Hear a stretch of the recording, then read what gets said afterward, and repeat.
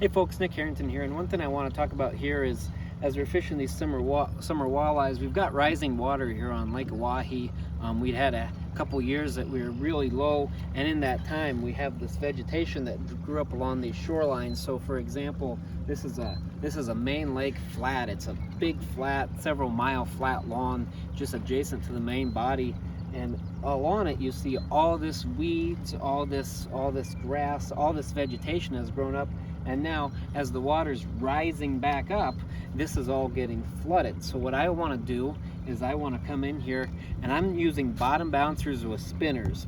This is a situation that usually how we fish this flat would be trolling crankbaits, but with all the vegetation that's being flooded in here between sticks, grass, tumbleweeds, everything is kind of floating out of this vegetation now.